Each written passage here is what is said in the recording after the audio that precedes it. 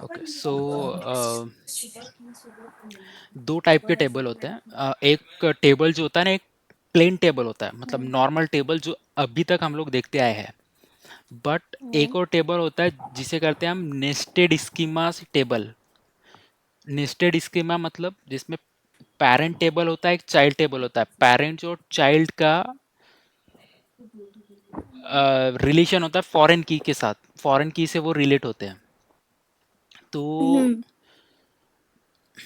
तो वो जो फाइल्स है वो एक्सएमएल या जेसॉन से आता है। तो मैं उसका स्ट्रक्चर दिखाता हूँ।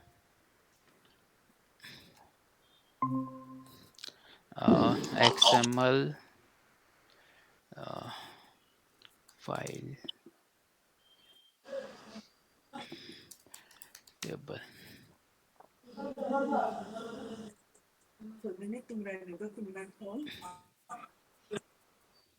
नेस्टेड स्कीमा किसे बोलते हैं एक्चुअली वो हम लोग देख रहे हैं। अगर हमें डायरेक्ट दिख जाए तो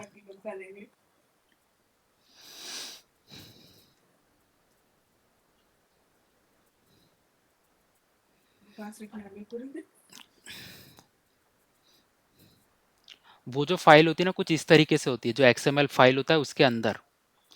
तो इसके अंदर है ऑर्डर्स एड्रेस कस्टमर। तो इसमें हो सकता है कि ऑर्डर्स का भी टेबल हो, कस्टमर का भी टेबल हो और एड्रेस का भी टेबल हो, और वो तीनों ऑब्वियसली एक में से कनेक्टेड हो सकते हैं। कस्टमर्स और उनके ऑर्डर्स फॉरेन की से कनेक्ट हो सकते हैं।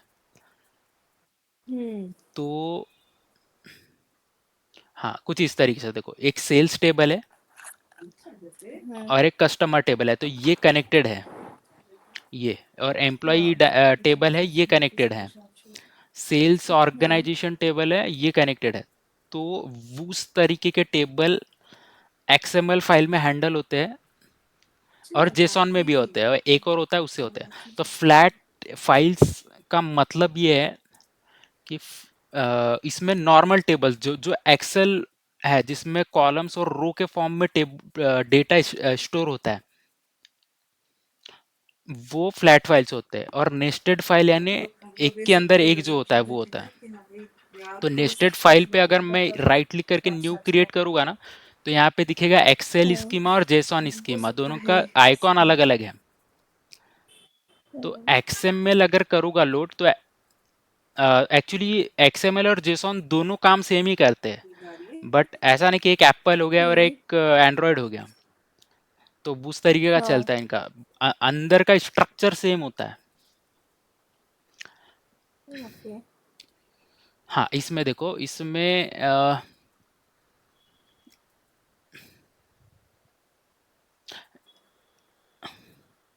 इसमें भी समझ नहीं आ रहा है, इसमें देखते हैं। हाँ, इसमें दो टेबल है। ठीक है, ये पोस्टल कोड ग्रुप है और एक डॉक्यूमेंट डिटेल करके दो टेबल है इसमें। और इसके ये कॉलम्स है तीन, और इसके ये कॉलम्स है, ये कॉलम्स है इसके बाकी के, पोस्टल कोड और एड्रेस। तो इसका मतलब ये है कि एक टेबल है और टेबल के अंदर टेबल्स है। मतलब ये मान के चलो कि ये जो स्ट्रक्चर देख रहे थे हम लोग, इसमें सिर्फ ये एक है टेबल, और ये एक टेबल है, दो ही टेबल है बट वो कनेक्टेड है। तो ये एक्सएमएल और जेसॉन से इस तरीके का डेटा हैंडल हो जाता है। और ये जो ट्रांसफॉर्म है XML map, XML map query transform के जैसा ही काम करता है, लेकिन ये सिर्फ नेस्टेड नेस्टेड स्कीमास जो है, यानी कि एक्सएमएल और जेसॉन के लिए ही काम करता है। और काम क्या करता है, जैसा क्वेरी ट्रांसफॉर्म होता है वैसा ही एक्सएमएल मैप करता है। तो एक्सएमएल मैप क्या करता है कि ये डॉक्यूमेंट वाला टेबल को अलग कर देगा, और दूसरा एक्सएमएल मैप लूंगा, इसमें ये वाले टेबल को अलग कर देगा। तो जैसा ये वो टेब अलग कैसे कर देगा?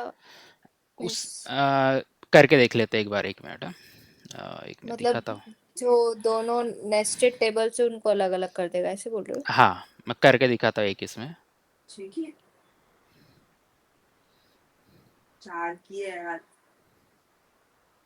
हम्म, एक नया जॉब बना लेते हैं।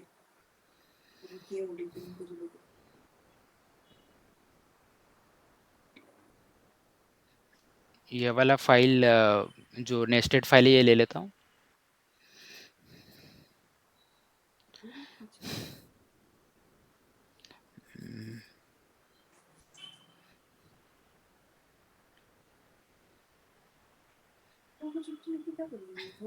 ये बहुत ही रेयरली यूज होता है, ये वाला ट्रांसफॉर्म। ठीक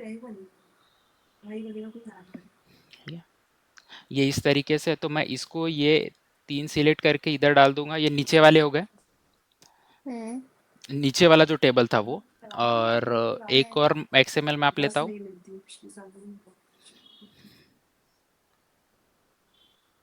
ओके, वो ऊपर वाला अलग हो हाँ, जाएगा।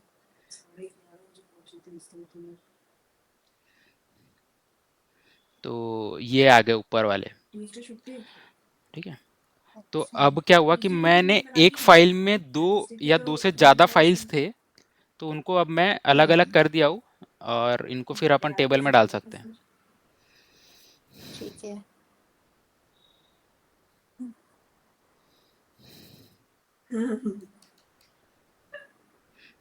तो इस तरीके से, इस तरीके से यहाँ पे XML लिखा है। अगर जेसॉन रहेगा तो यहाँ पे जेसॉन लिख के आएगा XML की जगह, और तरीका सेम हम्म। रहेगा। और यहाँ पे भी सेम करके, तो जे इस तरीके से XML और जेसॉन से हम फाइल लोड कर सकते हैं।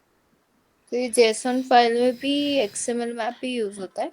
हाँ, इसके अंदर जैसा कोड लिखा हुआ है ना, हम्म। किधर गया, ये जैसा कोड फॉर्म में लिखा हुआ है ना, वैल्यूज वैसा है। जैसा ये डायग्राम में। Product ID is equal to 42 लिखा हुआ है, यहाँ पे quantity is equal to hmm. 10 लिखा हुआ है, ऑर्डर डेट दिया हुआ है, ऑर्डर आईडी दिया हुआ है। तो तो टेबल्स, ये उसमें। हाँ, उसके रोज का लिखने का तरीका इसमें अलग है। इसमें जो HTML हाँ। तरीके का होता है ना, उस तरीके से लिखा हुआ है हाँ, इसमें। टैग वाला। हाँ, अभी ठीक है। यहाँ पे देखोगे तो इतना पार्ट रिपीट हो रहा है। मतलब यहाँ से हम्म। लेके यहाँ तक है, फिर ये फिर से रिपीट हो रहा है कस्टमर नेम से। ये कस्टमर नेम से लेके यहाँ हम्म। तक है एक रो, फिर यहाँ से लेके यहाँ तक एक रो है, फिर ये तीसरी रो यहाँ से स्टार्ट हो रही है। अच्छा, ठीक है। तो वैसे जेसॉन और XML जो है लोड होता है इस हम्म। तरीके से। हम्म, और क्या बताना था? तो ये मतलब अलग अलग टारगेट टेबल में मैप कर सकते हैं दोनों हाँ, अलग अपने। अलग टारगेट टेबल में डाल सकते हैं फिर। ठीक है।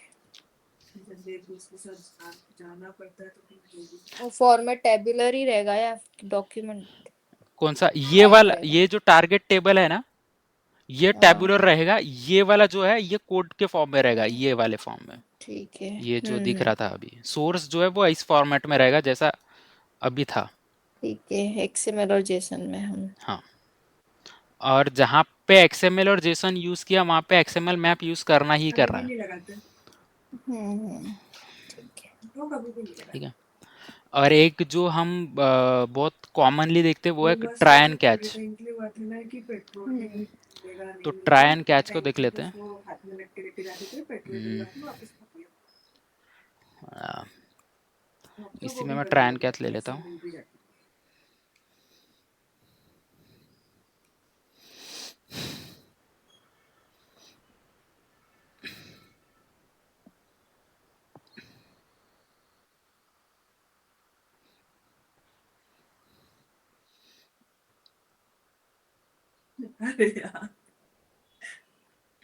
ये ट्राई ले लेता हूँ, और एक स्क्रिप्ट लेता हूँ।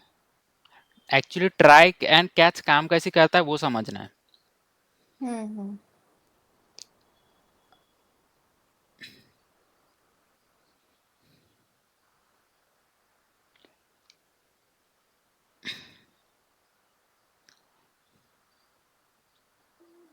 ट्राई का काम ये है कि एरर को आइडेंटिफाई करना है, और कैच का काम है कि उस एरर को हैंडल करना है। तो यहाँ पे मान के चलो कि इस तरीके का फॉर्मेट है, और यहाँ पे बीच में ये स्क्रिप्ट लिया हो, बट यहाँ पे वर्क फ्लो वगैरह कुछ भी हो सकता है, वर्क फ्लो भी हो सकता है, डेटा फ्लो भी हो सकता है, स्क्रिप्ट भी हो सकता है। ये यहाँ पर ट्राई और कैच के बीच में एक भी हो सकता है, और यहाँ पे 3-4 भी हो सकते हैं लाइन से, तो वो भी देखेंगे उसके बाद। तो मान के चलो कि स्क्रिप्ट, ये वाला जो स्क्रिप्ट है इसमें एरर आ गया। अगर इसमें एरर आया तो ये वाला तो ये ट्राई को पता चल जाएगी कि एरर आया, और ये कैच जो है एरर कैच करेगा, एरर नंबर, एरर मैसेज और एरर कॉन्टेक्स्ट, ये 3 फंक्शन होते हैं, इनबिल्ड फंक्शन होते हैं, तो उसके हिसाब से ये कैच करेगा। तो उसके लेकिन यहाँ पे एरर आने के बाद ये वाला फ्लो चलेगा। ठीक है। मतलब ऐसा नहीं कि जॉब में एरर आ गया तो जॉब वही खत्म हो जाता है। तो कंप्लीट होगा वो। हाँ, तो ये ट्राई और कैच के बीच में अगर एरर आता है तो उसके बाद का फ्लो चालू होगा, ये एरर आ जाएगा, लेकिन इसके बाद जो भी फ्लो रहेगा वो अपने आप चलेगा, एज इट इज चलेगा। ठीक है। अभी मान के चलते कि ये ट्राई यहाँ से हटा देते हैं, हाँ, कैच हटा देते हैं और ऐसा कर देते हैं। तो फिर एरर आएगा तो कैच कैसे होगा फिर? हाँ, देखते हैं कैच कैसे होगा, वो भी देखते हैं। अभी अगर मतलब अगर इस फाइल में इसको एरर आएगा ना, हम्म इस फाइल में एरर आएगा तो ये वाला फाइल नहीं चलेगा इस बार। ओके। ये ठीक है। पहले कैच के बाहर था तो चल गया, चल गया था। अब नहीं चलेगा। अब कैच कैसी होगा वो देखते हैं।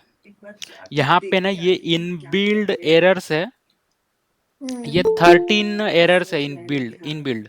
ठीक है।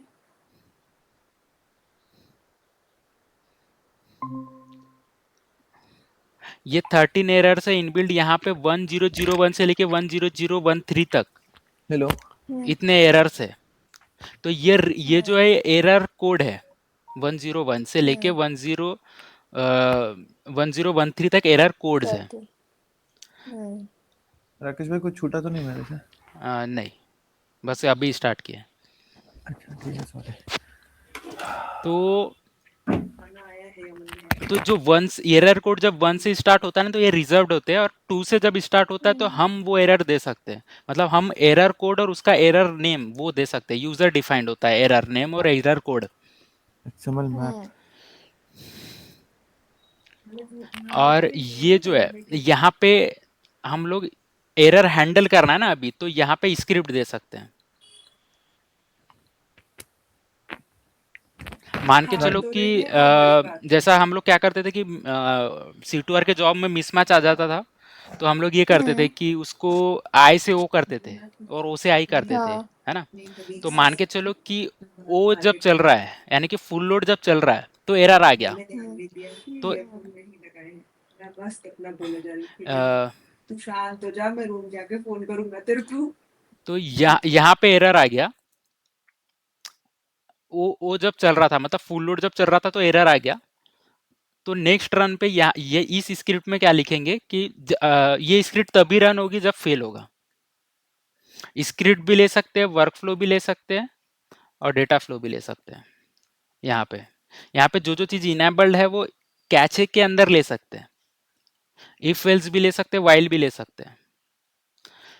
तो मान के चलो कि ओ यानी कि फुल लोड के लिए चल रहा था, एरर आ गया, तो इस स्क्रिप्ट में मैं क्या कर सकता हूँ, एरर हैंडलिंग के लिए यहाँ पे लिख दूंगा कि उसका जो फ्लैग था, जो हमने डीबी पर आराम से चेंज किया था, उसको ऑटोमेटिकली वो आई कर दे।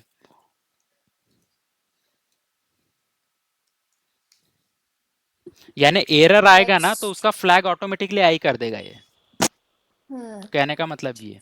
तो जब अगली बार जब जॉब रन होगा, अगली बार जब जॉब रन होगा तो वो आई के लिए रन आई होगा। वाला। या फिर इसका दूसरा सिनेरियो हो सकता है कि ओ वाला फ्लो फेल हो गया, तो मैं यहाँ पे वर्क फ्लो में इंक्रीमेंटल लोड वाला फ्लो चला सकता हूँ या डेटा फ्लो चला सकता हूँ। अच्छा। तो एरर यहाँ से हैंडल होता है। और ये अभी हम कैच के अंदर क्या वाइल लगा के ये। कैश के अंदर कुछ भी रख सकते हो। अगर तुम्हें कोई वेरिएबल चेंज करना है, अगर एरर आ गया तो मुझे अगली बार से दूसरे तरीके से रन करवाना है, तो उसका हम्म। वेरिएबल को चेंज कर सकते हो स्क्रिप्ट के थ्रू। दूसरा, उसमें एरर आ गई तो एक अल्टरनेट वर्कफ्लो दे सकते हो जो रन होगा कैश के अंदर। हम्म। वर्कफ्लो या डेटा फ्लो तो सेम है। वर्कफ्लो के अंदर डेटा फ्लो आता है, तो मतलब कोई दूसरा ईटीएल चलाना है, वो फेल हो गया तो कुछ दूसरा ईटीएल चलाना है, तो वो चला सकते हैं हम कैश के अंदर। तो यहाँ से एरर हैंडल कर सकते हैं बेसिकली। तो यहाँ पे ना अपने जॉब्स में, टीसीएस के जॉब्स में तुम देखोगे यहाँ पे एक स्क्रिप्ट रखी रहेगी मोस्ट ऑफ द टाइम, और इस स्क्रिप्ट के अंदर एक प्री डिफाइंड कोड लिखा हुआ होता है पहले से। देखा है। तो वो एरर हैंडलिंग का ही कोड है। तो लेकिन यहाँ पे हम लोग वर्क फ्लो डाल के कुछ ओ के लिए चल रहा था, तो ये वर्क फ्लो में आई का फ्लो चला सकते हैं हम्म। एज अ, ये कैश के अंदर एज अ बैकअप प्लान है कि वो फेल हो गया तो क्या करना है। Alternate work flow, alternate data flow, या कोई स्क्रिप्ट के थ्रू कुछ चेंज करना है, तो वो कर हम्म। सकते हैं।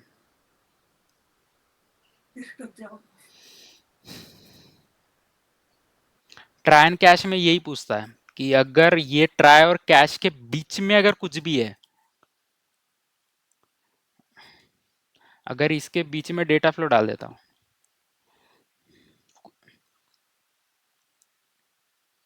ट्राई और कैश के बीच में तीन ऑब्जेक्ट है, तीन में से दो स्क्रिप्ट है, एक डेटा फ्लो है। इन तीनों में से किसी एक में भी एरर आ गया तो वो आगे वाला फ्लो नहीं चलेगा। इसमें एरर आया तो डेटा फ्लो नहीं चलेगा, इसमें एरर आया तो स्क्रिप्ट नहीं चलेगी, और कैश के बाहर जो भी रहेगा वो चलेगा एरर आने के बाद भी। इसलिए ट्राई स्टार्टिंग में देते और कैश आखिरी में देते, ताकि ट्राई और कैश के बीच में एरर कैप्चर हो।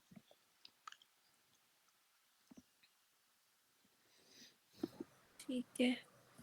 तो ये सेम चीज है ना, मैंने यहाँ लिख रखी है।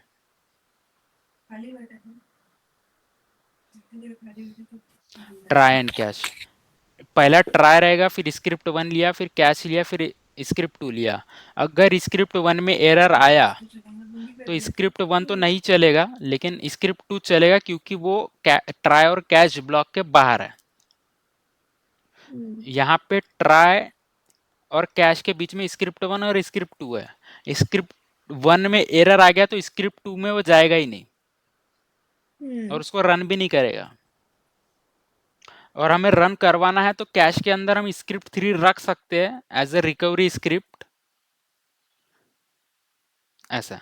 If error in script one then it will skip script two. अगर कैश के अंदर कुछ नहीं भी रखेंगे तो भी चलता है, कुछ एरर वेरर नहीं आने वाला है।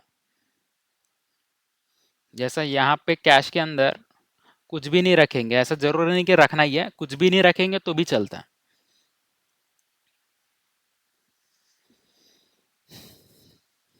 तो ये हो गया ऑटोमेटिक एरर जो आता है वो। हम भी एरर क्रिएट कर सकते हैं खुद से, रेज एक्सेप्शन फंक्शन यूज करके। यानी कि मान के चलो कि इफ ऐसा लिख सकते हैं, if salary greater than 10,000,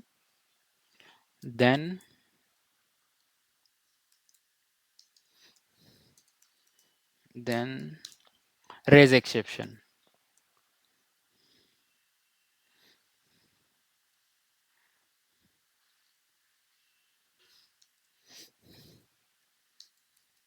Salary is to, अगर हाँ ऐसा ऐसा कंडीशन देते हैं,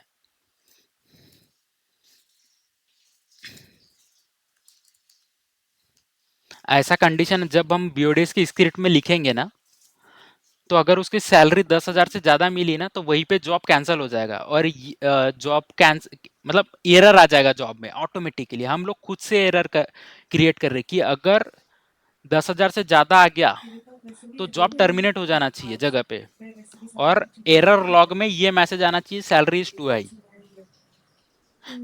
अगर ऐसी कंडीशन आ सकती है ना, मतलब मान के चलो कि अगर मुझे डुप्लीकेट चेक करना है, पीडी में जो डुप्लीकेट्स आते हैं ना, अगर पीडी में डुप्लीकेट आया पूरा फ्लो चल जाएगा, फिर मैं इफ कंडीशन से चेक करूंगा कि सिलेक्ट काउंट स्टार और सिलेक्ट प्रोजेक्ट नंबर का count star having greater than count greater than 1।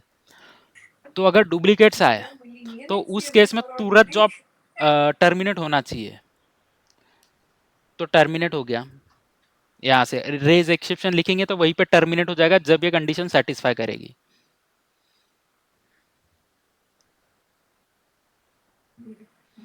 ऐसा।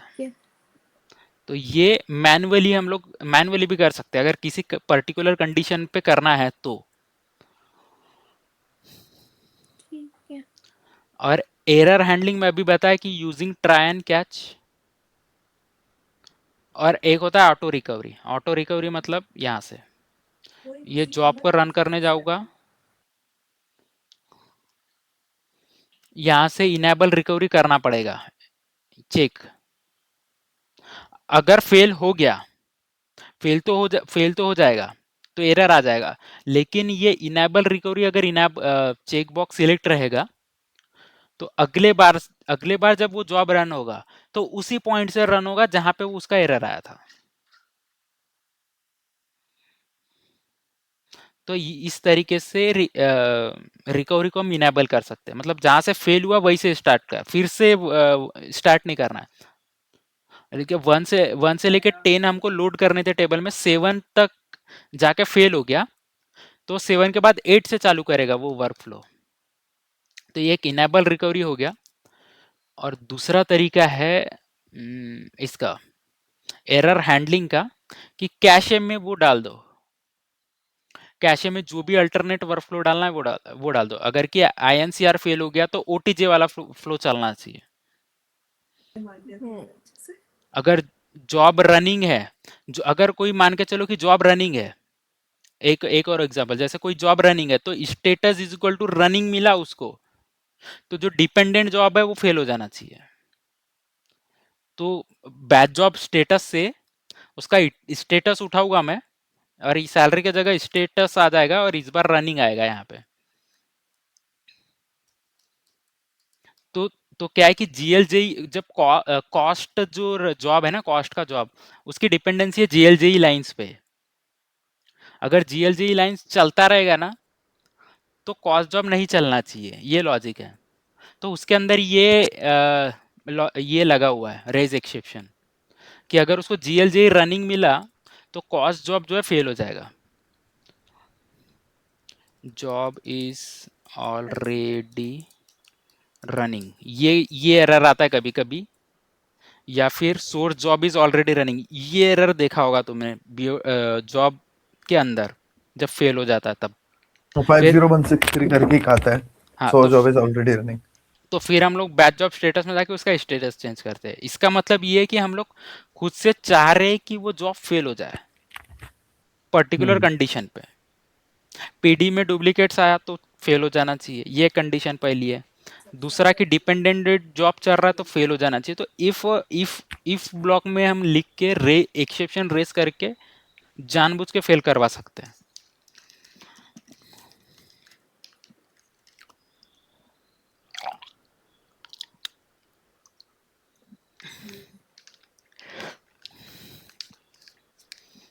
राकेश भाई, हाँ बोलो। हेलो। हाँ कल हिस्ट्री प्रिजर्विंग बताया था, हाँ। तो उसमें जैसे के टाइप्स होते हैं, किसके? एससीडी 0 1 2 3 4 और 6 करके।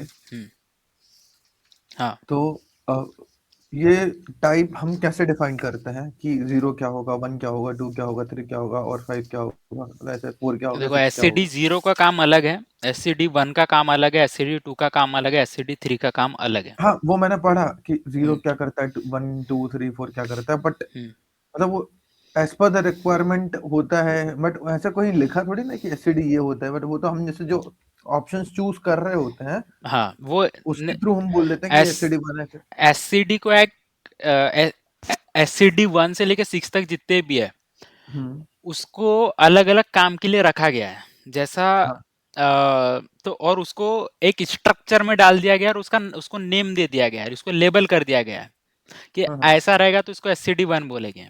हाँ हाँ बट हमारे एग्जैक्टली। प्रोजेक्ट में जो है हम लोग यूज करते हैं एससीडी 4 हम लोग यूज करते हैं और एससीडी 2 हम लोग यूज करते हैं।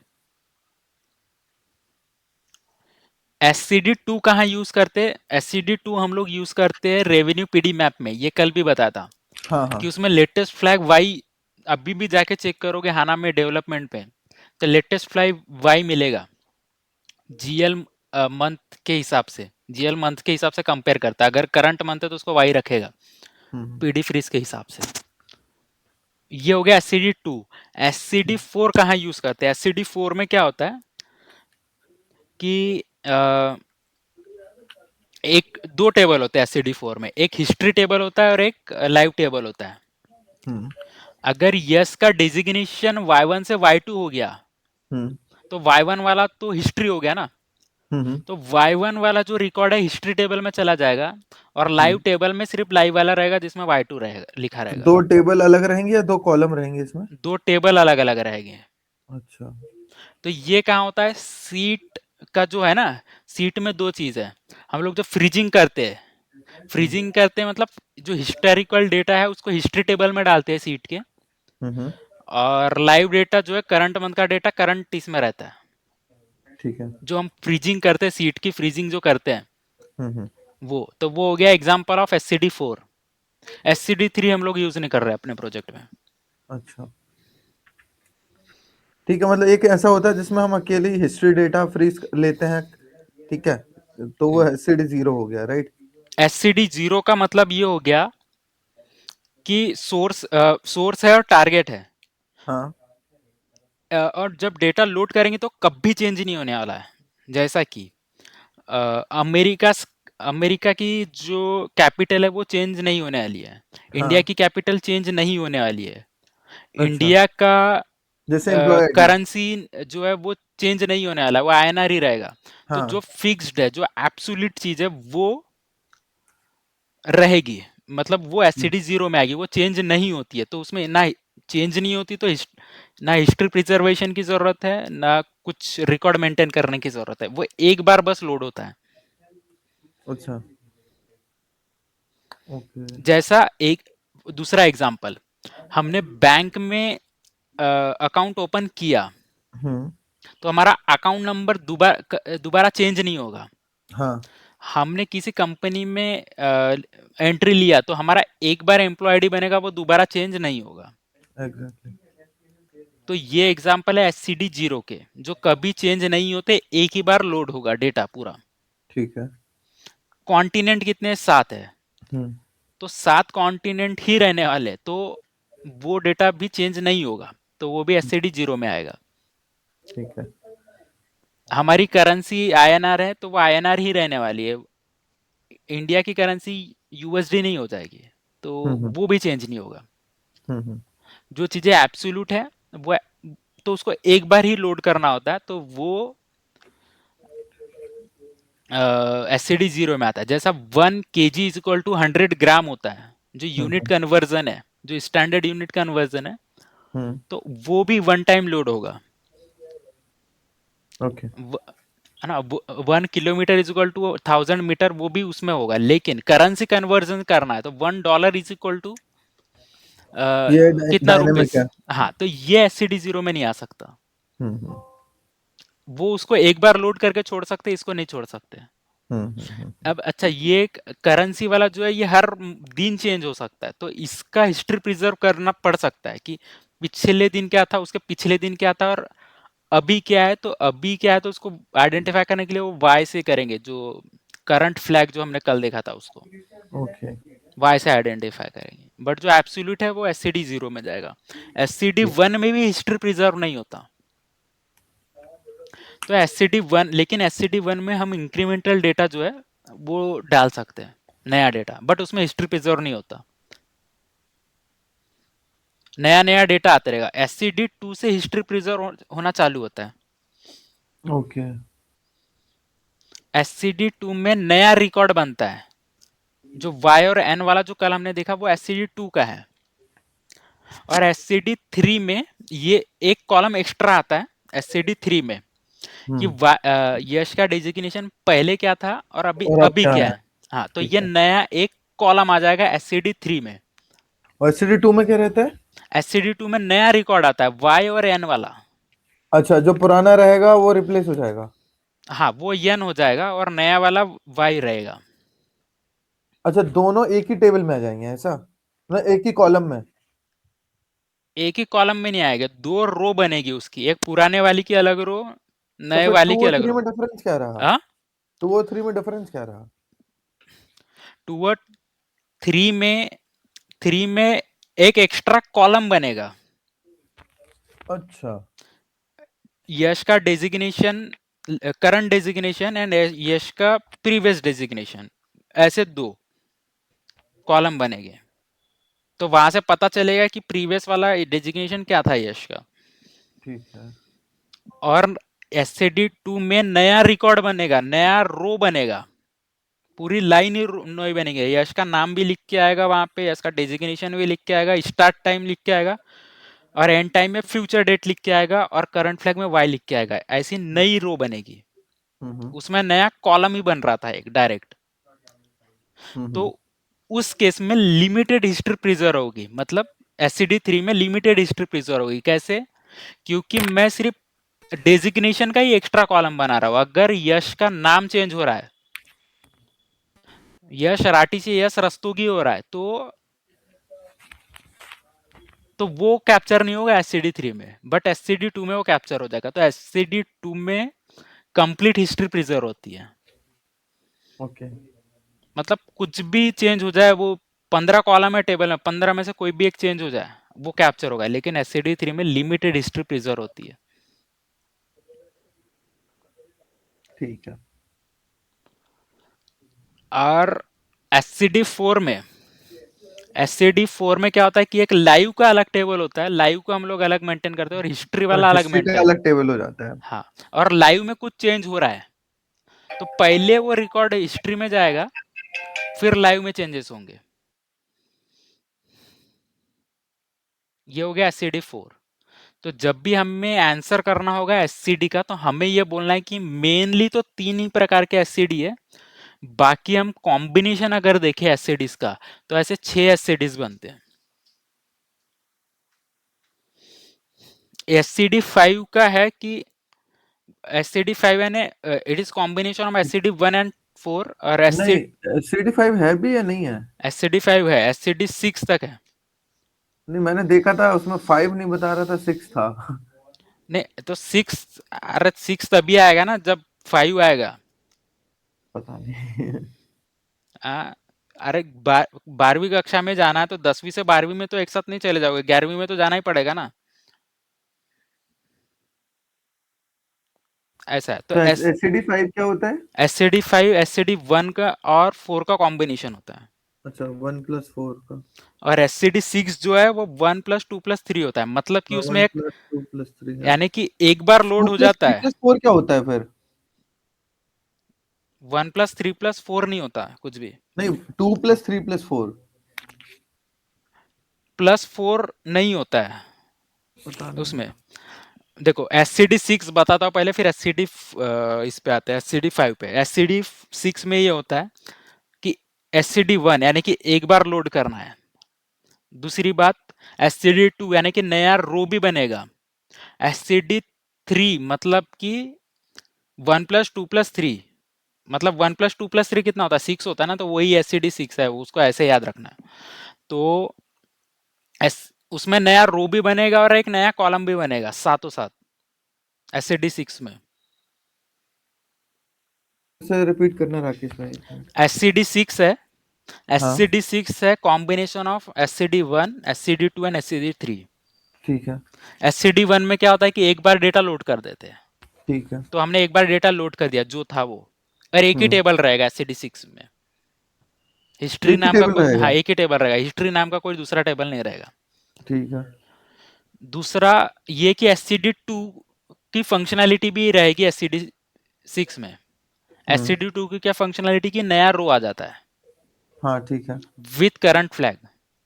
ठीक है। और SCD3 की भी फंक्शनैलिटी रहेगी, यानी कि नया रो भी बनेगा और SCD3 की फंक्शनैलिटी नया कॉलम भी बनेगा।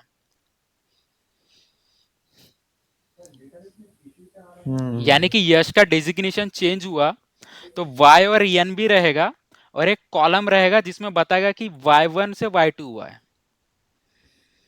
SCD3 क्या था, फिर से रिपीट करो। एस SCD3 में कॉलम आया था, एक मिनट अच्छा, कल के एग्जांपल से देखते हैं। न्यू कॉलम आ जाएगा। हाँ। ये जो है तो ना, फ्लैग नहीं रहेगा ना SCD3 में? कौन सा फ्लैग? SCD3 में फ्लैग नहीं रहेगा। हाँ, न्यू कॉलम आ जाएगा, ठीक है। ठीक है, ये नॉर्मल टेबल था, ऐसा यश का डेटा था। तो SCD2 में, SCD2 में क्या करेगा, इसको n करेगा, इसको y रखेगा और इसको भी n, इसको भी y इसको रखेगा। बाय। तो इसको y, हाँ। ये न्यू रो है, ये अपनी जो है ना न्यू रो है, हाँ। ये वाली। और SCD3 में क्या होगा, ये SCD2 है, SCD3 में ये होगा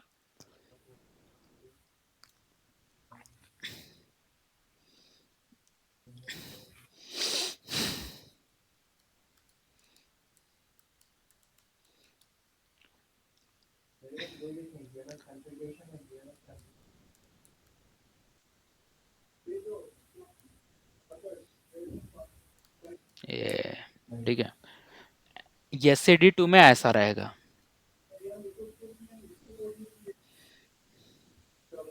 एक नया कॉलम बना, देखो यहाँ पे एक नया, हम्म। यहाँ पे भी था कॉलम, बट वो आइडेंटिफाई करने के लिए था। यहाँ पे ये डायरेक्ट बोल रहा है कि प्रीवियस वाला 1 था और नया वाला y2 है।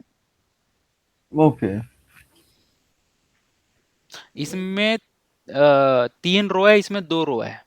इसमें एक एक्स्ट्रा रो कौन सी है, जो y का यश का डेजिग्नेशन चेंज हुआ y2 में, वो। ठीक है, समझा। और SCD1 का एग्जांपल क्या है? SCD1 का एग्जांपल है कि जो हम इंक्रीमेंटल लोड करते हैं ना, जो INCR जॉब चलाते हैं, हाँ। वो है।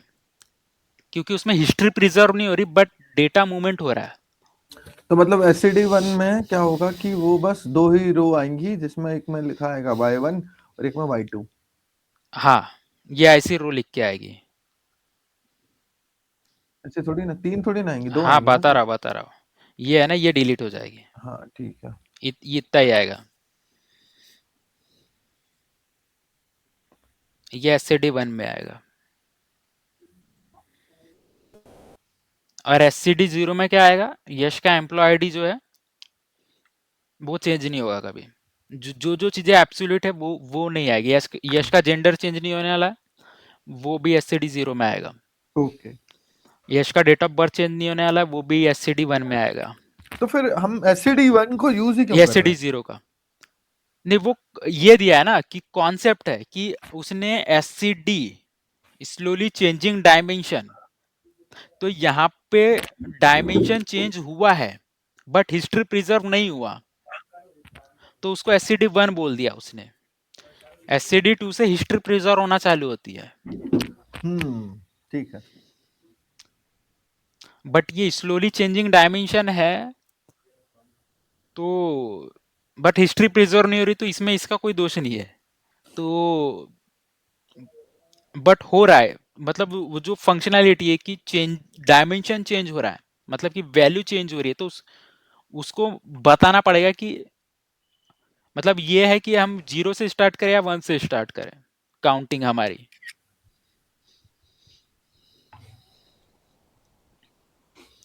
तो ये हो गया एससीडी। एससीडी के बारे में इस टेक्स्ट फाइल में बहुत कुछ लिखा हुआ है एससीडी के बारे में। एक क्वेश्चन नहीं, एससीडी के कम से कम 5 से 6 क्वेश्चन है इसमें। ठीक है। और यहाँ पे ये याद रखना कि SCD3 जो है वो लिमिटेड हिस्ट्री प्रिजर्व करती है।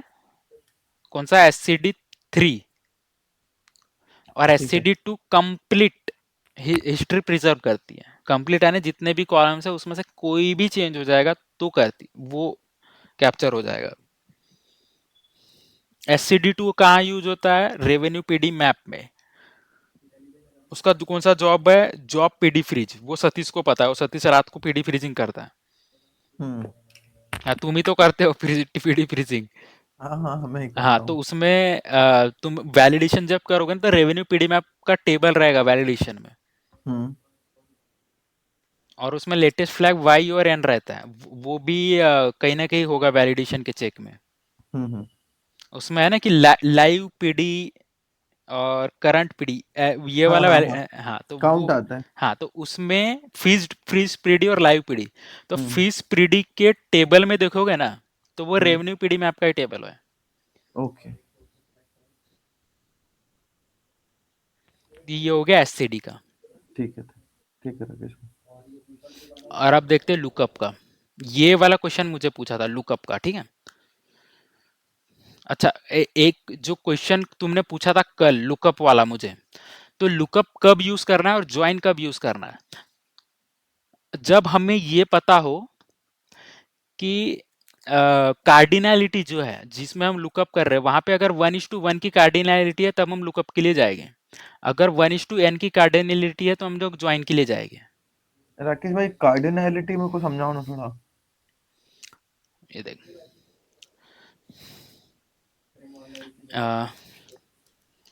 प्रोडक्ट आईडी है, ठीक है। एक एक टेबल है जिसमें प्रोडक्ट आईडी है। हम्म एक टेबल का नाम है प्रोडक्ट। हम्म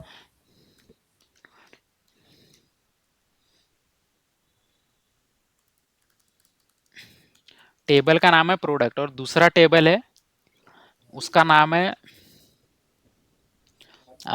ऑर्डर्स। हम्म। इसमें ऑर्डर आईडी रहेगा, ठीक है। ठीक है। प्रोडक्ट आईडी में मान के चलो कि इसमें आईफोन 17 है। हम्म प्रोडक्ट आईडी, उसका प्रोडक्ट आईडी आईफोन 17 है, हम्म। बट एक प्रोडक्ट के मल्टीपल ऑर्डर्स हो सकते हैं, मतलब हाँ, हो मल्टीपल सकता यूजर्स है। ऑर्डर कर सकते हैं। ठीक है। तो ऑर्डर आईडी 1 से लेके ऑर्डर आईडी कितने भी हो एन सकते हैं, 2 से लेकर के मान के चलो एन। कि इसके है एन ले लेते हैं। तो हम्म। ये जो कार्डिनैलिटी है 1:n हुई। ओके। अच्छा, 1:1 जो मैं लुकअप के लिए बोल रहा हूँ, 1:1 कार्डिनैलिटी ये क्या होगी? प्रोडक्ट प्रोडक्ट आईडी और हो जाएगा प्रोडक्ट डिस्क्रिप्शन। तो एक प्रोडक्ट आईडी का एक डिस्क्रिप्शन हो सकता है, एक ही डिस्क्रिप्शन रहेगा, हम्म। कुछ इस तरीके से। अच्छा, एक मैनेजर है उसके अंदर मल्टीपल एसोसिएट्स काम कर सकते हैं, तो 1:n हो गया।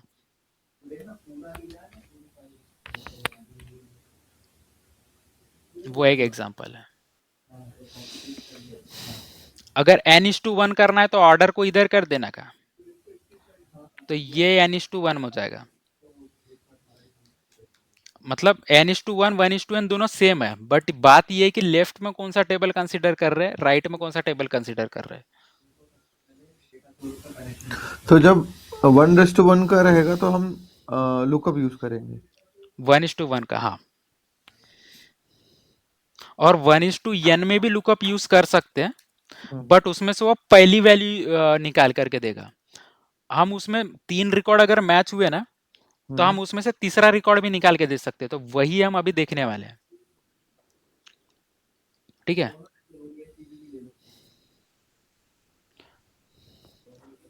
तो ये टेबल है, मेन सेल्स का टेबल है, ठीक है। ये तो सेल्स, इसमें लुकअप एक्सटेंशन, लुकअप सीक्वेंस, कौन सा लुकअप एक्सटेंशन ही सबसे ज्यादा यूज होता है? नहीं ऐसा कुछ नहीं है, वो सिचुएशन पर डिपेंड करता है। अच्छा। TXT sequence. तीनों में क्या आपका डिफरेंस है, बोल नहीं रहे क्या हुआ आपका? तीनों में क्या डिफरेंस है वो अभी देखेंगे हम लोग। हाँ तो सबसे पहले तो लुकअप का सिंटैक्स कैसा होता है। ये लुकअप हो गया, और उसके अंदर सबसे पहले जो है लुकअप में डेटा स्टोर नेम रहेगा। डेटा स्टोर नेम किसका? लुकअप टेबल का। ये मेन टेबल है। लुकअप से हमको वैल्यू निकालनी है। लुकअप यानी कहीं और देखना। जाके देखो और वहां से हम्म, एक वैल्यू उठा करके लाओ बेस्ड ऑन कंडीशन। सबसे पहले डीएस नेम आएगा, फिर लुकअप टेबल नेम आएगा, ये सिंटैक्स है इसका। लेकिन फिर हाँ, अच्छा। हमें रिटर्न कौन सी वैल्यू चाहिए यार,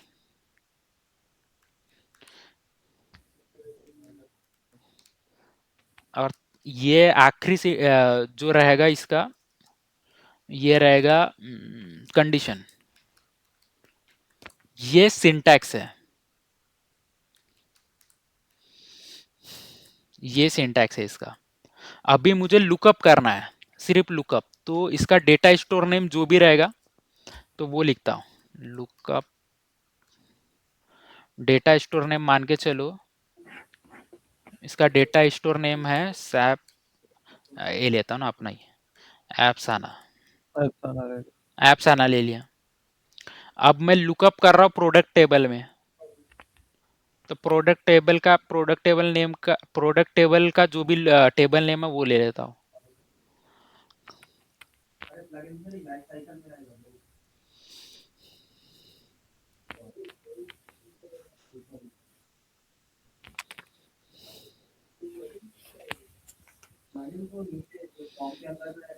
अभी ये सिंटैक्स के हिसाब से जा रहा है, लुकअप टेबल नेम,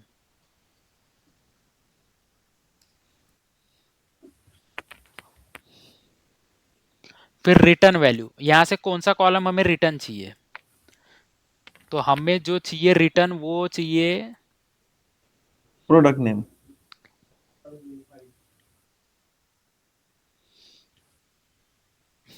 ये, यहाँ से चाहिए ना कस्टमर नेम। कस्टमर से चाहिए यार, कस्टमर टेबल लेना था मेरे को।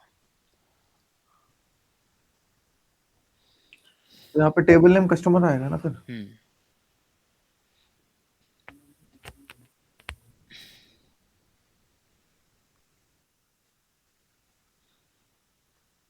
ये प्रोडक्ट आईडी भी ले सकते हैं, प्रोडक्ट लुकअप लेकर आया था, प्रोडक्ट ही लेते हैं, ठीक है।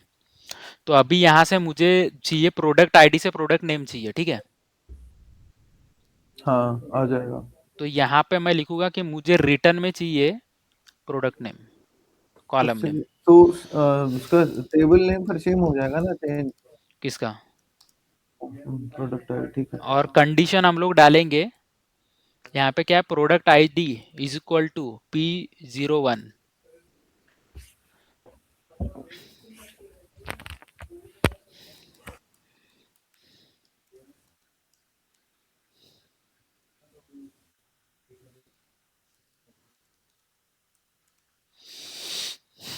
ये कंडीशन जब हम लोग डालेंगे तो हमें क्या रिटर्न लैपटॉप करके आना। देगा ये? लैपटॉप। ये जो हमें इसके यहाँ पे लैपटॉप रिटर्न करके देगा, हम्म, ठीक है। अभी हम्म। सिंटैक्स देते लुकअप, लुकअप एक्सटेंशन। एक्सटेंशन मतलब ये कुछ तो लुकअप की तो फंक्शनैलिटी है ही, इसके साथ एक और फंक्शनैलिटी देता है। तो इसके साथ होता ये है लुकअप एक्सटेंशन के साथ कि ये एक से ज्यादा वैल्यू रिटर्न कर सकता है। और ये लुकअप में भी ना, ये जो कंडीशन है ना, इसमें दो कंडीशन भी दे सकता हो यहाँ पे, कॉमा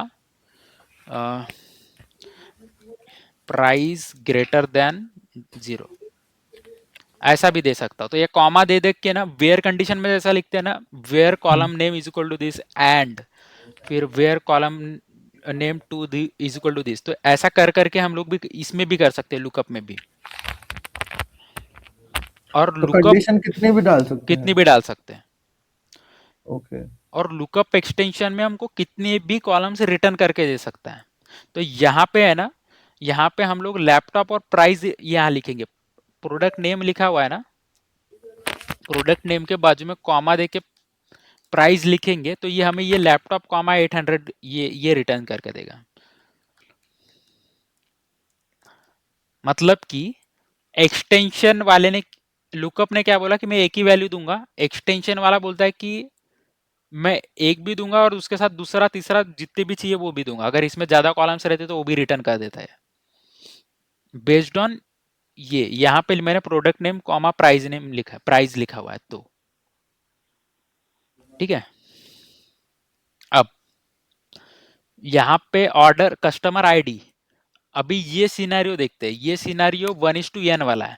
तो यहाँ पे अगर मैं ये जो कंडीशन लिखी हुई है, ये वाली कंडीशन, उसमें कस्टमर आईडी इक्वल टू 101 डालूंगा, बट यहाँ पे तो तीन तीन मैच हो रहे हैं रोज। बट ये लुकअप, नॉर्मल लुकअप, ये लुकअप और लुकअप एक्सटेंशन लिखेंगे तो ये पहली ही रो रिटर्न कर देगा। दोनों ही? हाँ, लुकअप और लुकअप एक्सटेंशन। अच्छा। लुकअप सीक्वेंस में क्या होता है कि यहाँ पे लास्ट में, यहाँ पे कॉमा 2 लिखूंगा तो ये सेकंड वाली रो देगा, कॉमा 3 लिखूंगा तो ये थर्ड वाली रो देगा, कॉमा ये 1। लुकअप सीक्वेंस की कंडीशन हाँ, सिंटेक्स है। सीक्वेंस मतलब कौन सा नंबर का चाहिए तुम्हें। अच्छा। और इसमें जो है ऑर्डर अमाउंट को मैं ऑर्डर बाय भी कर सकता हूँ, ये 2 के पहले यहाँ पे। तो फिर हमको तो फिर लुकअप सीक्वेंस ही यूज करना चाहिए मोस्टली, या फिर जो कंडीशन रहती है हम लुकअप सीक्वेंस में यूज नहीं कर सकते, मतलब नंबर ऑफ कंडीशन? किसमें? लुकअप सीक्वेंस में। हाँ। लुकअप सीक्वेंस में एक ही वैल्यू, देखो ये तीनों में कॉमन ये है कि ये एक ही वैल्यू उठा करके देगा। हाँ, वो समझ गया मैं। हम्म, मतलब जैसे अभी किसी क्या बोले आप कि जैसे हमने यहाँ पर लिया क्या, product ID equal to P01 hmm, and price is greater than 0। Hmm. तो ये कंडीशन हमने किसमें ली? लुकअप एक्सटेंशन में। बट व्हेन इट हाँ, नहीं कम्स नहीं, टू यहाँ लुकअप, पे फिर ये टेबल नेम चेंज करना पड़ेगा ना। ये जो टेबल नेम है, क्या ऑर्डर एलकेपी करना पड़ेगा इसमें, टेबल नेम जो है।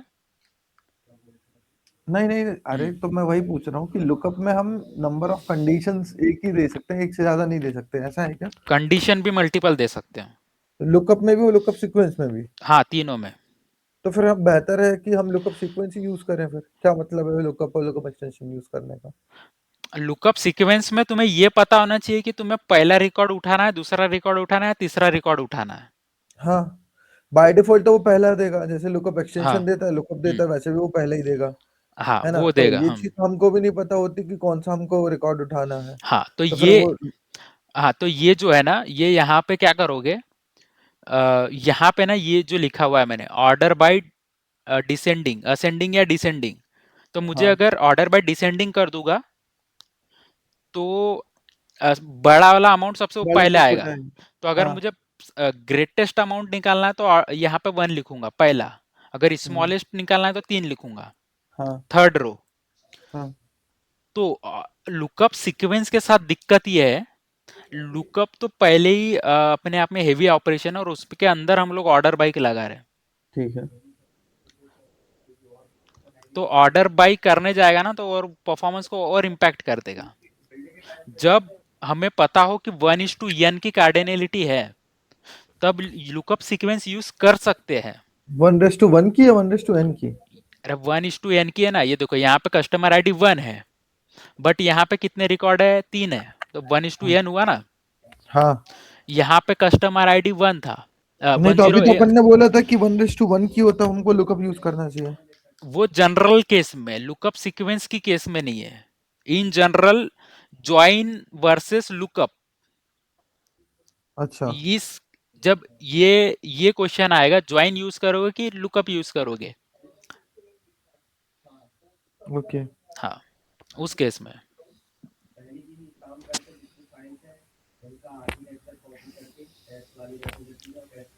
तो ये हो गया lookup, all about lookup. Rakesh भाई, मुझे ये अभी भी क्लियर नहीं हुआ कि हमको लुकअप एक्सटेंशन, लुकअप सीक्वेंस और लुकअप वो क्या बोलते हैं, नॉर्मल लुकअप कब यूज करेंगे?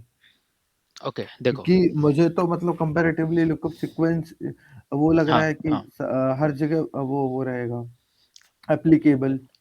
हाँ ठीक है। तो यहाँ पे जब लुकअप कर रहे, देखो एक्चुअली हाना हो, बीओडीएस या कोई भी हो, डेटा से हम्म रिलेटेड, जब हमें डेटा का नेचर पता हो तो हम लोग बहुत अच्छे से ईटीएल लॉजिक डिफाइन कर सकते हैं, या फिर बहुत अच्छे से डेटा मॉडलिंग कर सकते हैं। हम्म पर हमें डेटा का नेचर पता होना चाहिए। नेचर यानी कि उसमें प्राइमरी की कितनी है, उसमें नंबर ऑफ रिकॉर्ड्स कितने हैं, उसमें डुप्लीकेट्स कितने हैं, हम्म उसकी प्राइमरी की रिपीट, प्राइमरी की और जो दूसरे टेबल से ज्वाइन कर रहे हैं उसमें कार्डिनलिटी क्या है। अगर वो पता हो, अगर 1:1 है कार्डिनलिटी, तो लुकअप हम्म सीक्वेंस की कोई जरूरत ही नहीं है। हम्म और लुकअप सीक्वेंस बहुत ज्यादा हेवी हो जाएगा। क्यों? क्योंकि लुकअप सीक्वेंस के अंदर ये ऑर्डर बाय भी कहता है, ये है ना। हम्म सीक्वेंस मतलब सीक्वेंस क्यों निकालना है? क्योंकि जब ऑर्डर बाय होगा तभी निकाल पाएगा, बड़ा सबसे ग्रेटेस्ट अमाउंट, सबसे स्मॉलेस्ट अमाउंट, ये निकालना। तो ऑर्डर बाय, देखो मुझे एक क्वेश्चन पूछा था कि अगर तुम्हें अगर यूनियन यूज करना है या यूनियन ऑल यूज करना है क्वेरी में। मैंने ये पढ़ा था कहीं पे हम्म लुकअप एक्सटेंशन का हम्म कि यूजुअली हम इसको मोस्टली यूज इसलिए होता है क्योंकि हम्म यहाँ पर हम मल्टीपल कंडीशंस दे सकते हैं। इसमें डिफ़ॉल्ट वैल्यूज़ भी होती है और कैशिंग होती है। लाइक 3 तरह की कैशिंग होती है इसमें शायद I guess. Hmm. Preload no caching और कुछ करके होता है। वो बीओडीएस में नहीं होता वो सब ऑप्शन उतना। इसमें मल्टीपल कंडीशन तीनों में दे सकते हो। अच्छा। हाँ, हाँ, ये प्रीलोड, डिमांड लोड और नो कैश है। नहीं होता है ये, आप ओपन करो ना। 1 किधर मिनट। बीओडीएस में? हाँ, वीडियोस में होता है।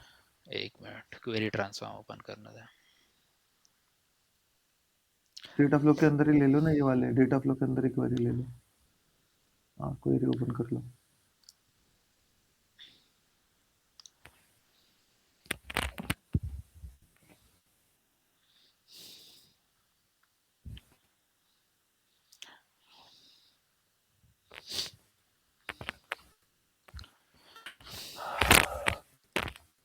Query query query. आस्था सो गई क्या? मैं सोई देख रही हूँ। ठीक है। थक तो गई हूँ आज। ऑफिस से लेट आई थी ना, 8:30 बजे। मैं अभी ऑफिस पंच इन करके आया फिर से। मैं खुद आज लेट हो गई, अभी कोड कमिट बाकी है, सुबह उठ के करूंगी। हाँ ठीक है। पंचन माफ कर दो एक बार। हाँ, इतने ले लो बस। हाँ ठीक है, पंचन।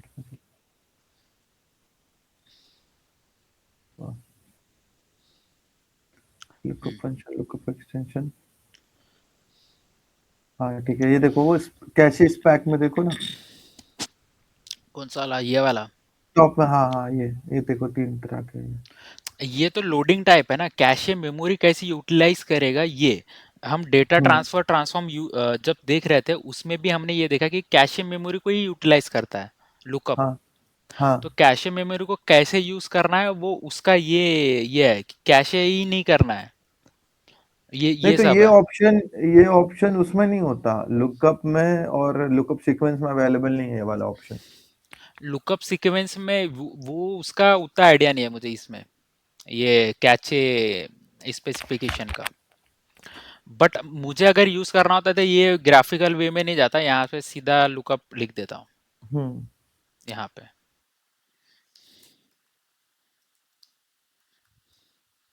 यहाँ पे लुकअप एक्सटेंशन, लुकअप सीक्वेंस, और ये फंक्शन यूज करके डायरेक्टली मैं लिखता हूँ, जैसा ये सिंटैक्स बताया ना, इस तरीके से। डीएस नेम देंगे पहले, फिर लुकअप टेबल नेम देंगे, फिर रिटर्न क्या करेगा, फिर कंडीशन। इस तरीके से लिखता हूँ।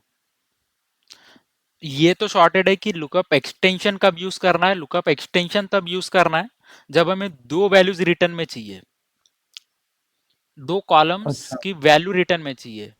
लुकअप तब यूज करना है जब हमें पता हो कि 1:1 की कार्डिनलिटी है, ओके, तब। 1:n में अपन सीक्वेंस यूज कर लेंगे। हाँ, बट ठीक है। ज्यादा जब ऑप्शन रहेगा, ज्यादा मतलब ज्यादा जब नंबर ऑफ रिकॉर्ड्स रहेंगे, तब we will go for lookup sequence नहीं नहीं, वी विल और गो फिर फॉर ये join, left outer join. Join के लिए जाएंगे उस हाँ, समय लेफ्ट पे। टू ज्वाइन, ठीक है। और लेफ्ट आउटर ही ज्वाइन क्यों? क्योंकि अगर मैच नहीं हुआ ना तो वो नल दे देगा। हम्म। और लेफ्ट में कौन सा टेबल रहेगा? लेफ्ट में मेन टेबल रहेगा, जो ग्रीन कलर का टेबल है ना वो। इसलिए लेफ्ट आउटर ज्वाइन, और राइट साइड में ये टेबल रहेगा। ठीक है। वहां पे मैच हो, हाँ लेफ्ट आउटर की जो हाँ डेफिनेशन है कि मैच हुआ तो रिकॉर्ड देगा, नहीं मैच हुआ तो उसको नल कर देगा। द सेम वे लुकअप करता है। हाँ, मतलब तो मुझे ये क्वेश्चन पूछा गया था कि यूनियन, अगर मुझे ऑप्शन दिया गया है यूनियन यूज करना है, यूनियन ऑल यूज करना है, तो क्या यूज करूंगा क्वेरी में? With respect to performance aspect बताना है। अभी बताओ तुम लोग। किसके लिए, मतलब क्वेश्चन क्या है, यूनियन और यूनियन ऑल इस केस में? मुझे दो टेबल का यूनियन करना है, हम्म। या तो यूनियन ऑल यूज करना कर सकता हूँ, या फिर यूनियन ओनली यूनियन यूज कर सकता हूँ। स्कैनर आ तो रहा। परफॉर्मेंस वाइज कौन सा बेटर रहेगा?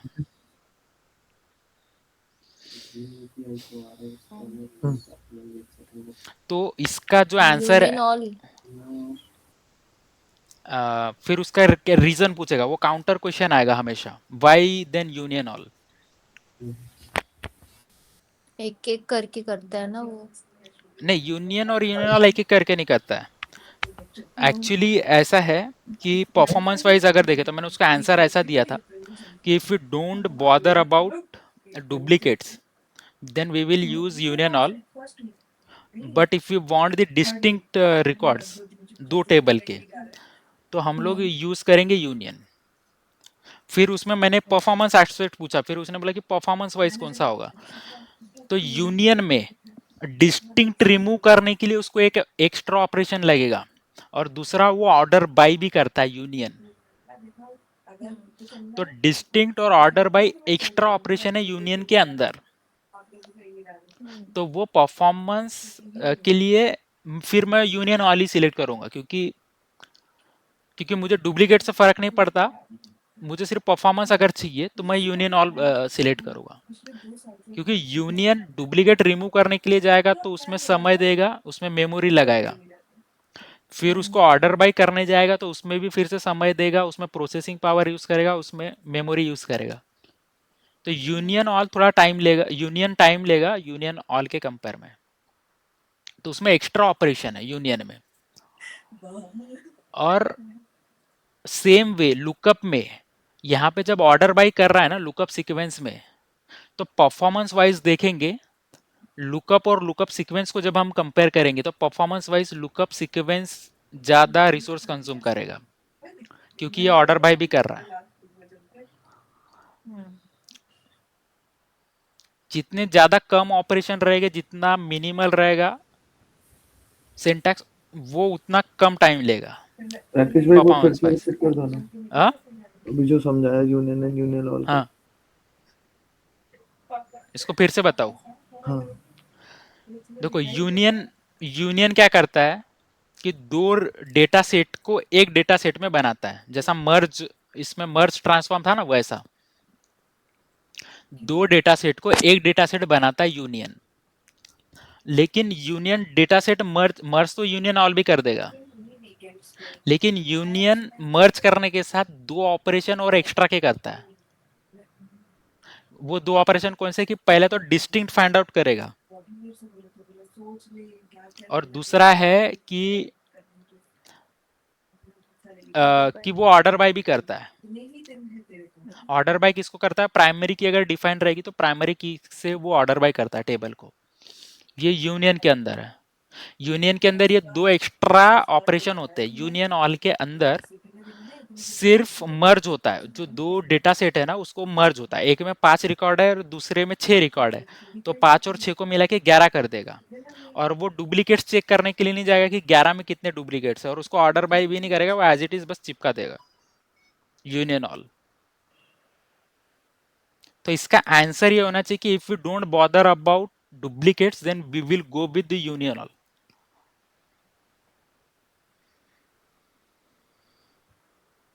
वैसा ही लुकअप सीक्वेंस में एक्स्ट्रा जो ऑपरेशन है वो है ऑर्डर बाई, जो कर रहे हैं ना हम लोग, ऑर्डर अमाउंट को डिसेंडिंग में ये कर रहे हैं, ऑर्डर बाई कर रहे हैं। ऑर्डर बाई लिखा हुआ नहीं है बट डिसेंडिंग लिखा है, मतलब उसको ऑर्डर बाई कर रहा है, वो समझ गया। तो यहाँ पे ये ऑर्डर बाई करने वाली एक्स्ट्रा ऑपरेशन है। तो जब भी हमें लुकअप या लुकअप सीक्वेंस यूज करना लगेगा तब हम लुकअप के पास जाएंगे।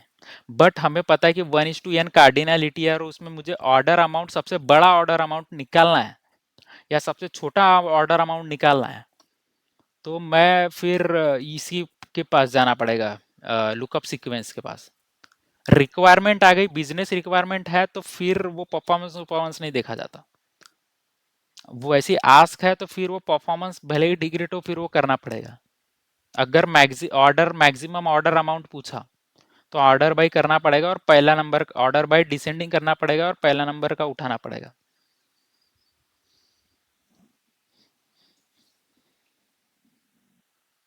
बट ऐसा कुछ आस्क नहीं है कि कोई भी अमाउंट उठाओ चलेगा, तो फिर उस समय मैं लुकअप पे जाऊंगा। और अगर मुझे नेचर ऑफ डेटा पता है और मुझे ये भी पता है कि 1:1 कार्डिनलिटी है, अगर मतलब कार्डिनलिटी मतलब कैसा कि अगर सपोज करो कि इंडिया में 36 या 37 स्टेट्स है बट कंट्री एक ही है, इंडिया, तो एक कॉलम है जिसमें लिखा हुआ है स्टेट्स और एक कॉलम है जिसमें लिखा हुआ है इंडिया।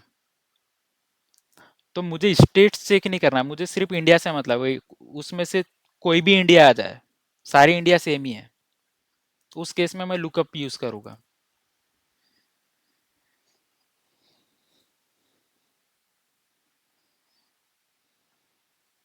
तो ये हो गया लुकअप। ये जो लुकअप वाला है ना पार्ट, इसमें लिख रखा है मैंने विथ सिंटैक्स, ठीक है। और यहाँ क्या लिखा है, can return two values as output. कौन सा lookup extension, lookup sequence let you specify whether to return first match, last match और nth मैच। ये लुकअप सीक्वेंस, सीक्वेंस मतलब कि पहला दूसरा तीसरा, एक्सटेंशन मतलब कि लुकअप की जो फंक्शनैलिटी है उसमें एक और ऐड कर दिया एक्सटेंड करके। बोला कि एक वैल्यू रिटर्न करता था, अब मैं दो, एक से ज्यादा, यानी कि 2 और 3 भी रिटर्न कर सकता हूँ। तो यहाँ पे मैंने फिर एग्जांपल दिया, अगर कस्टमर आईडी 1 ओनली लुकअप है और कस्टमर आईडी 101 है, तो ये क्या एलसी और ये बॉब रिटर्न करेगा बेस्ड ऑन दिस कंडीशन 101 और 102 पे। फिर लुकअप एक्सटेंशन पे हमने देखा कि प्रोडक्ट आईडी ये रहेगी तो लैपटॉप और उसका प्राइस कॉमा सेपरेट करके रिटर्न करेगा। और लुकअप सीक्वेंस में ये ऑर्डर बाय डिसेंडिंग का किया, डिसेंडिंग, और यहाँ पे लिख दिया 3, तो यहाँ पे लिख दिया 1, तो ये 150 जो मिनिमम अमाउंट है वो रिटर्न करेगा। तो ये रेफर करेंगे तो पूरा लुकअप ही खत्म है यहाँ पे। और ये कहाँ यूज करेंगे हम लोग, क्वेरी ट्रांसफॉर्म में। क्वेरी ट्रांसफॉर्म में लुकअप फंक्शन है, ये लुकअप फंक्शन है, ये 3 lookup, lookup extension, lookup sequence, ये अभी हमने देखा। तो ये करेगा। ये जो है ना यहाँ पे लोअर, लोअर का तो पता है, लोअर कर देगा एलपैड, एलट्रिम और आर ट्रिम, वो सब रहता है। तो वो उसका उसका फाइल मैंने दे रखा है ऑलरेडी, वो वन ड्राइव पे अपलोड कर रखा है टीसीएस के, ये सब क्या क्या करते हैं फंक्शन। टीसीएस का वन ड्राइव में। हाँ, वो यश को बोल देना, वो शेयर कर देगा तुम्हें। हम्म। जाने के पहले मैंने वहाँ सब अपलोड कर दिया था। हम्म। तो ये जितना था ना, अभी आप हम लोगों ने ये देख लिया है ऑलरेडी। तो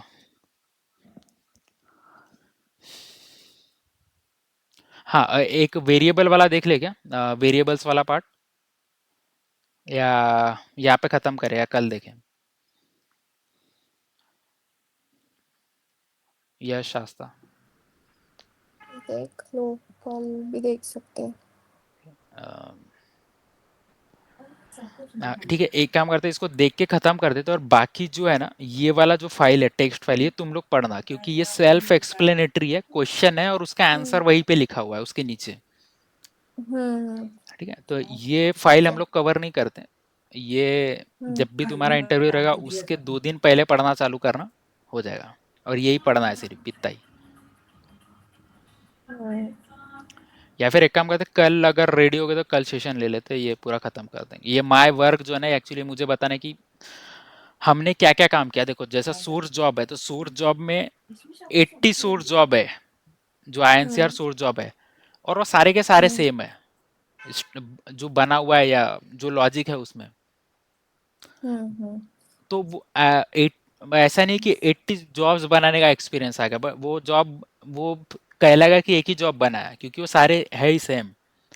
तो यहाँ पे मैंने लिस्ट निकाल रखी कि अलग अलग जॉब्स में अलग अलग लॉजिक, अलग अलग ट्रांसफॉर्म्स यूज कर रखे, जो कि तुम ये बता सकते हो कि मैंने ये बनाया है, मैंने ऐसा किया है, अगर तुम ये जॉब जाके देखोगे तो ये अलग अलग चीजें करते हैं, अलग अलग काम करते हैं। मतलब इसमें मतलब 80 जॉब्स को मैंने एक जॉब कंसीडर किया है, जो आईएनसीआर वाला जो होता है, और वैसे उस प्रकार से मैंने इतने जॉब्स क्रिएट कर रखे, इतने जॉब्स का लिस्ट निकाल रखा है। तो ये इसको हम लोग कल डिस्कस करेंगे। नल्स कैसी हैंडल करते हैं वो देखेंगे बीओडीएस में, और वेरिएबल वाला पार्ट देखेंगे कल। ठीक है। और ये क्वेश्चन पूछता है कि रिक्वायरमेंट कैसा आया, रिक्वायरमेंट कैसा आता है हमें, और ये बोलता है कि describe a time when you did mistake and handle it in BODS और आना। ये रिक्वायरमेंट वाला पार्ट तो वो एसडीएलसी में आ जाएगा ना, लाइफ साइकिल हाँ में वो होता है ना ये। नहीं, रिक्वायरमेंट कैसी मिलती है, रिक्वायरमेंट हम लोग को वो बताना पड़ेगा। बिजनेस एनालिस्ट, हाँ हाँ। हाँ, जो हमारा डेफिनेशन पूरा। सबसे पहले तो पीओ हमें रिक्वायरमेंट बताता है, हम्म हमारे मैनेजर्स को रिक्वायरमेंट बताता है। फिर हमारा हम्म मैनेजर्स जो है उसको बैकलॉग में लेता है, क्योंकि हम अजाइल हम्म मेथोडोलॉजी फॉलो करते हैं, तो उसको बैकलॉग में लिया जाता है। फिर उसके बाद देखा जा सकता है कि ये इसकी प्रायोरिटी कितनी है रिक्वायरमेंट की। अगर अर्जेंट है तो उसको मतलब दूसरा स्टॉप करके इसको करना पड़ेगा।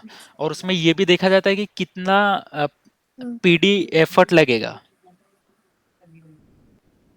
बैकलॉग कॉल में। फिर उसके बाद उसको अंडर रिक्वायरमेंट लिया जाता है, उसको असाइन किया जाता है। और असाइन करने के टाइम पे जो हमारा बीए है या फिर हमारा जो आर्किटेक्ट है, वो हमें रोड मैप बताता है कि कैसा कैसा करना है, कहाँ से डेटा लाना है, उसको कैसे डेटा मॉडलिंग करनी है, वो बताता है हमें आर्किटेक्ट और बीए। ठीक है। तो इस तरीके से रिक्वायरमेंट हमारे पास आती है, और कोई एनहांसमेंट रहा तो हम वो खुद से कर लेते हैं, ये हम्म भी बताना।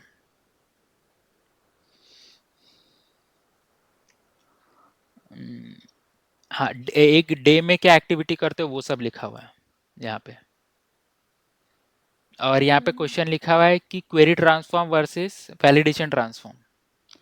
ये पढ़ोगे तो अपने आप पता चल जाएगा ये सब, ये इसमें कुछ भी नहीं है। डुप्लीकेट रिकॉर्ड्स कैसे डिटेक्ट करेंगे, ये यूजिंग काउंट स्टार और हैविंग, और रो नंबर से हाँ। भी कर सकते हैं। वैलिडेशन ट्रांसफॉर्म में भी हम लोग डाल सकते हैं डुप्लीकेट फाइंड आउट करने का। और एसक्यूएल ट्रांसफॉर्म से तो हम लिख ही सकते हैं कि select distinct from this table. BDS का कौन सा वर्जन यूज कर रहे हैं, 4.3 यूज कर रहे हैं।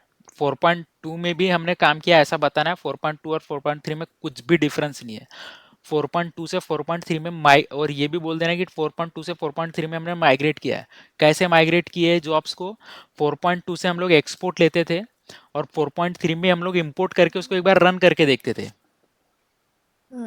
अगर वो सक्सेसफुली रन हो गया तो डेवलपमेंट इन्वायरमेंट पे, अगर वो सक्सेसफुली रन हो गया तो उस जॉब में कोई दिक्कत नहीं है, तो वो जॉब मार्क एज ओके होता था 4.3 में कि उसकी टेस्टिंग हो गई है।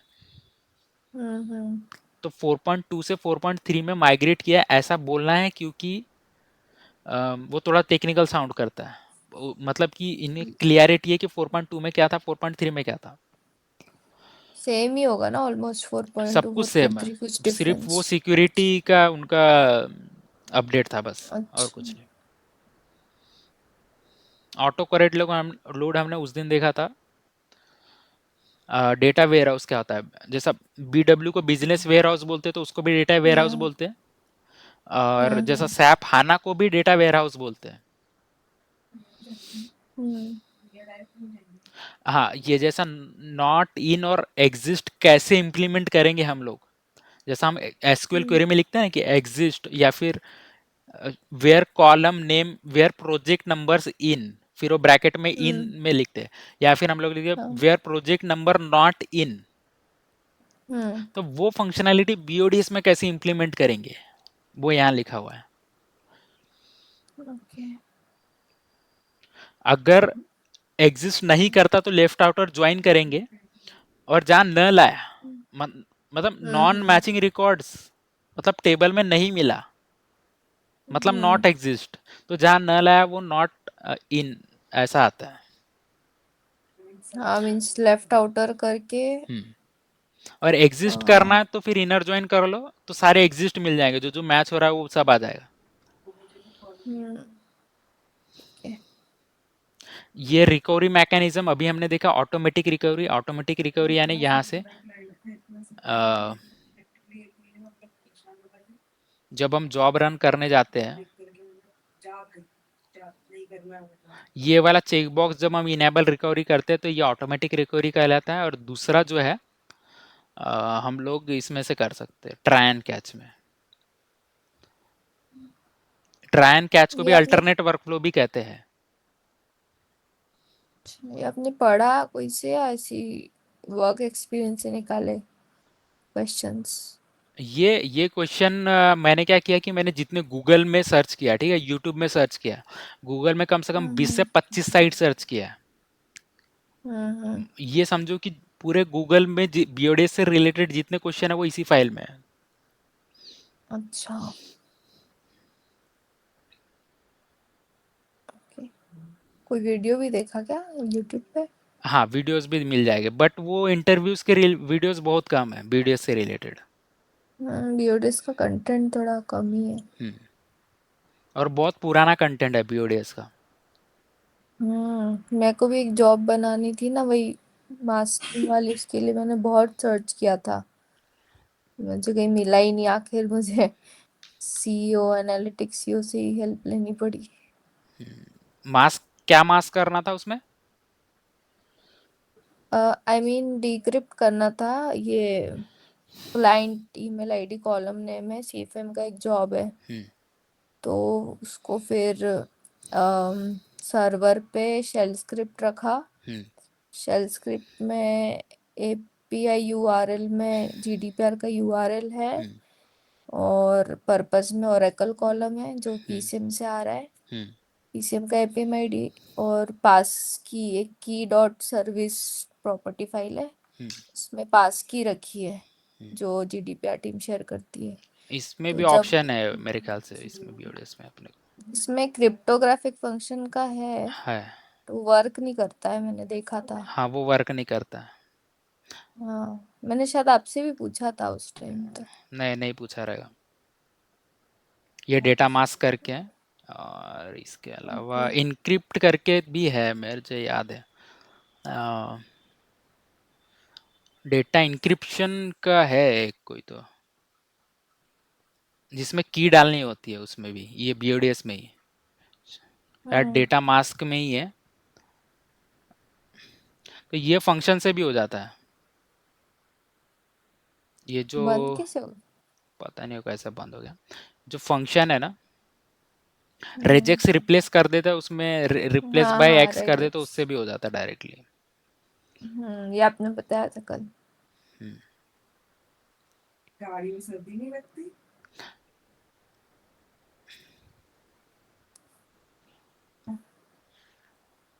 रोनम रैंक डेंस रैंक ये करके जाना, ये बेसिक है, तो ये पूछता है, यहाँ पे एग्जांपल के साथ दे रखा है। हाँ ये रेजेक रिप्लेस के जितने पॉसिबल कॉम्बिनेशंस हो सकते थे वो सारे यहाँ लिखे हैं, सारे। स्पेस के लिए ये बैकवर्ड स्लैश यस, डिजिट के लिए डी करना है, एनी कैरेक्टर के लिए डॉट करना है, और ये नॉट इन के लिए करना है, ये वाला साइन। तो ये यहाँ पे लिखा हुआ है और ये वर्क करता है। ये मतलब ये हाना पे चेक करके मैंने इसका आउटपुट भी लिखा है कि ये स्ट्रिंग देंगे तो इसका आउटपुट कैसा आएगा, हेलो वर्ल्ड अगेन। तो यहाँ से स्पेस हटानी है, एक्स्ट्रा स्पेस। तो हेलो वर्ल्ड अगेन यहाँ पे जो ये जो डबल स्पेस थी, यहाँ की बड़ी स्पेस इसने हटा दिया। यहाँ से 1 2 नंबर्स हटाने थे, ओनली नंबर्स हटाने थे, तो ये नंबर्स हटा दिया इसने। यहाँ से ए ई आई ओ यू हटाना था तो ए ई आई ओ हटा दिया इसने। यहाँ से स्पेशल कैरेक्टर हटाना तो स्पेशल कैरेक्टर, जो पॉसिबल कॉम्बिनेशन हो सकते हैं। इसके बाहर रेजेक्स रिप्लेस में मुझे नहीं लगता कि कुछ होगा।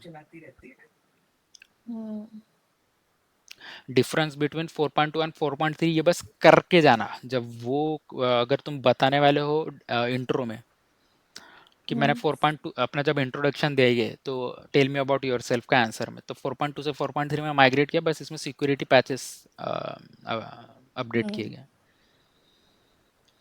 ठीक है। तो ये पढ़ना, ये सेल्फ एक्सप्लेनेटरी है। अगर कल देखते हैं या फिर कल इसको पूरा कंक्लूड करते हैं सेशन को। ठीक है।